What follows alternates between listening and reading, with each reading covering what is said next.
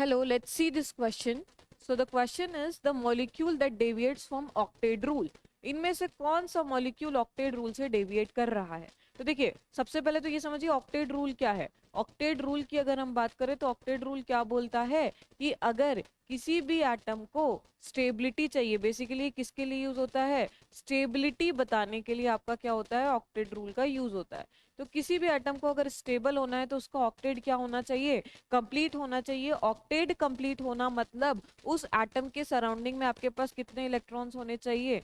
8 electrons होने चाहिए। तो 8 इलेक्ट्रॉन्स जब होंगे तो उस कंपाउंड की ऑक्टेट क्या होगा? कंप्लीट होगा। तो वो बोल रहा है इनमें से कौन सी स्पीशीज ऑक्टेट रूल से डेविएट कर रही है। तो इसको देखिए NaCl, तो NaCl के बारे में आपको पता होगा, ये आयनिक है। और अगर आयनिक है तो ये किस फॉर्म में एग्जिस्ट करेगा? Na+ और Cl-। इसका मतलब इसका भी ऑक्टेट कंप्लीट, इसका भी ऑक्टेट कंप्लीट। नेक्स्ट आ जाइए BeCl2। तो BeCl2 में अगर आप देखें तो ये आपका Be, इसके अगर आप स्ट्रक्चर की बात करें तो ये आपका क्या हो गया? ये आपका Be, पढ़ भी रखा होगा आपने। Cl2 मतलब कौन सा स्ट्रक्चर हो गया?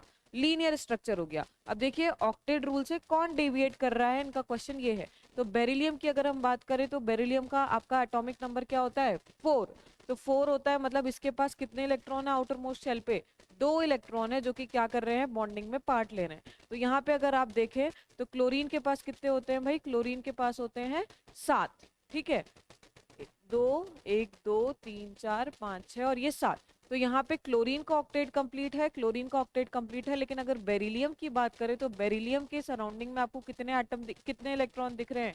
सिर्फ 4 इलेक्ट्रॉन्स दिख रहे हैं। मतलब क्या हो गया कि यहाँ पे बेरिलियम का ऑक्टेट कंप्लीट नहीं है। इसका मतलब आंसर क्या हो गया? आंसर हो गया ऑप्शन नंबर बी। वहीं अगर आप MgO की बात करें तो MgO में अगर आप बात करें तो ये किस फॉर्म में एग्जिस्ट कर रहा है? ये ऑक्साइड है मैग्नीशियम की, Mg+2 और O2 2-, मतलब Mg ने 2 इलेक्ट्रॉन क्या कर दिए? लूज कर दिए। तो ये क्या हो जाएगा? मैग्नीशियम 2 इलेक्ट्रॉन लूज करेगा तो क्या आ जाएगा? नियॉन जैसा हो जाएगा। O2- 2 इलेक्ट्रॉन गेन करेगा, ऑक्सीजन 2 इलेक्ट्रॉन गेन करेगा तो क्या हो जाएगा? नियॉन। तो नियॉन जैसे इसका इलेक्ट्रॉनिक कन्फिग्रेशन हो जाएगा। मतलब इसका भी ऑक्टेट क्या है बच्चों? इसका भी ऑक्टेट कंप्लीट है। लास्ट आ जाइए NH3 पे। ठीक है, तो NH3 पे अगर आप बात करें तो आपको पता होगा NH3 जो होता है उसमें क्या होता है? ये है आपका NH3। ठीक है, NH3 कौन सा हाइब्रिडाइजेशन होता है इसमें?